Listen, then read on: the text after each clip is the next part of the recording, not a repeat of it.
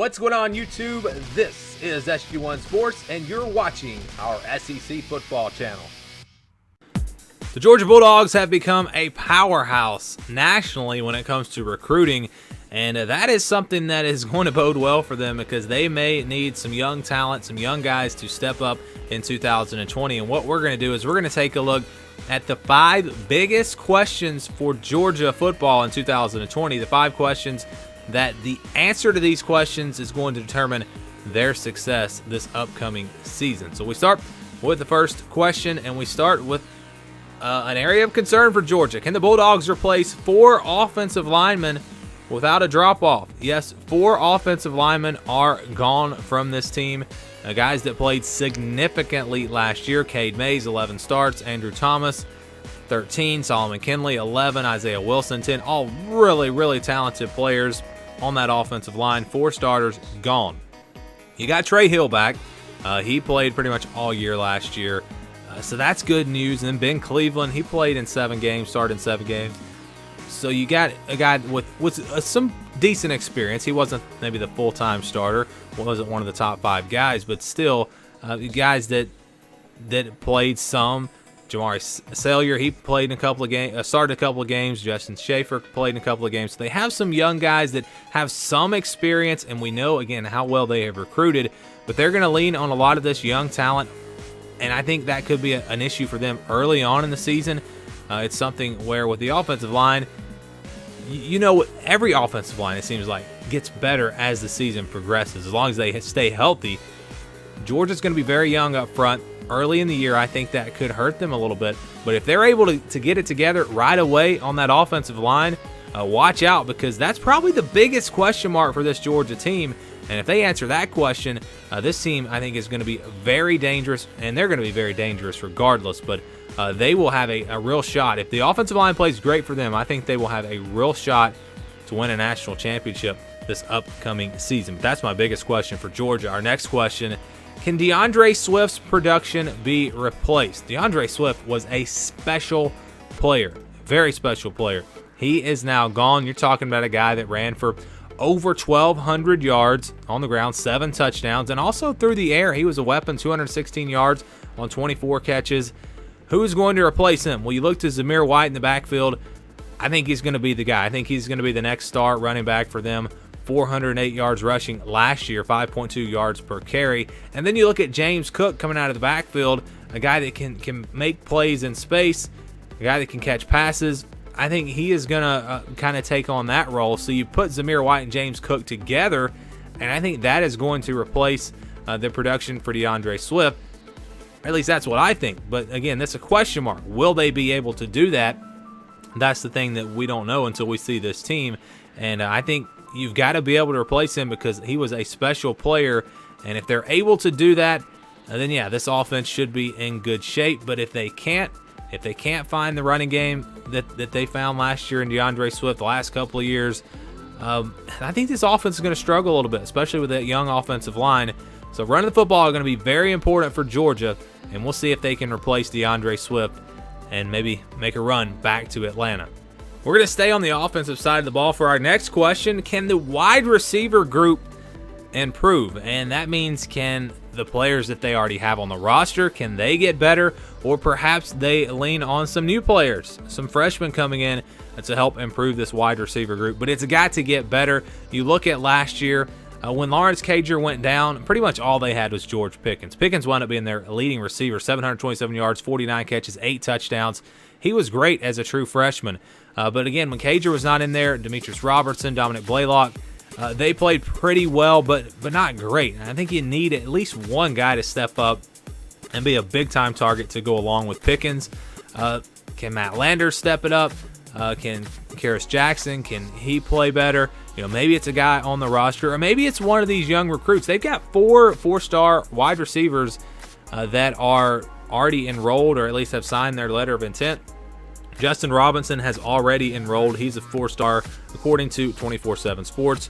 Marcus Roseme, Arian Smith, Jermaine Burton, very talented recruits, freshmen that are, I think at least a couple of them will play right away, and perhaps they can give this passing game a boost because, again, that was an area where they struggled. I don't think it was all on Jake Fromm last season. I think the receivers, we saw drop passes. We saw them struggle to get open. They've got to get better there if they're going to make that big jump and try to get all the way and win a national championship, because you need to have that. If you're going to beat Clemson, if you're going to beat Ohio State, if you're going to win the SEC, you got to have better play from your wide receivers. Also at tight end, you got Trey McKitty, the transfer from Florida State, so that's going to be a big addition. So I am expecting this wide receiver group to be better, but that's going to be a question mark. And I think that question, what the answer is to that question is going to determine a lot about Georgia and just this offense overall. But when we talk about receivers, we got to talk about who is going to be throwing them the football. And that takes us to our next question. Can Jamie Newman do it in the SEC? A lot of people question what he is going to be able to do now that he is going to be facing SEC competition. And there's no guarantee that he's going to be the starter, but I would be very, very surprised. It's already, in my mind, it's already determined Jamie Newman will be the starter at Georgia in 2020.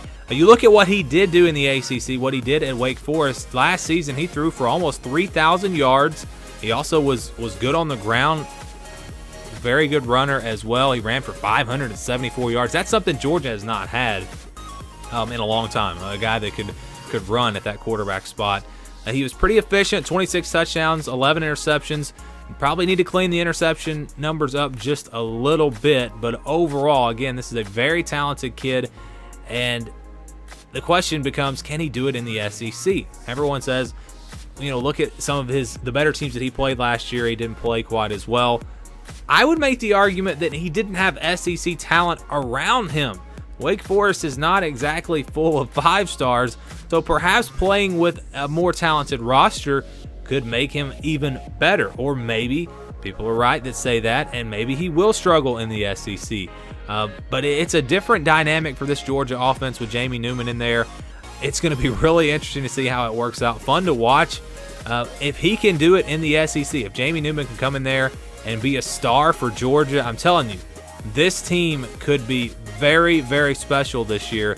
If he can't do that, if they don't get good quarterback play, they're probably not going to even win the SEC. And our final question is, can Todd Monken open up the offense? That's what they brought him in here for. Going to be switching more to a spread-type offense, almost an air raid. You go back to what he did at Oklahoma State, had some good years there. Didn't have a ton of success. He was okay in the NFL. But, again, go back to what he did at Oklahoma State. They had some really good offenses when he was there, and now he's back in college here at Georgia. This is something Georgia has needed to do now for a couple of years. You look at Alabama. You look at LSU. You look at how they have changed their offenses, because you've got to do it. You cannot win a national championship with good defense, run the football. You cannot do it anymore. The teams are too good. Offenses are too good. The great offenses, to me, are still ahead of the great defenses. Look at last year. Clemson supposedly had the best defense in the country. Well, look at what LSU's offense did to them. Look at what Clemson's offense did to Alabama a couple of years ago. You've got to have a great offense. You've got to have an offense that can throw the football. If you can be balanced, that's great, but you've got to be able to throw the football. They need to be able to utilize Jamie Newman as a runner, not just a passer like I talked about a minute ago. If he can use the strengths of this team, can find ways to get aggressive throwing the football, but not get away from running the football, because that's just how this Georgia roster is built. They still need to run the football, but if he can open it up to where the passing game can get more aggressive and they can start putting up big numbers on offense with the defense that they have coming back, because this defense is loaded. They are going to be probably the best defense in the country, I would say, right now.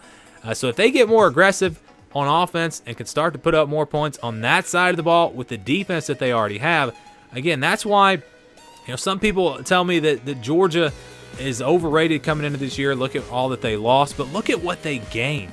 Look at what they gained. Jamie Newman coming in, some transfers, some young recruits that will be big impacts for them, a new offense that could be much better than the offense that they've had.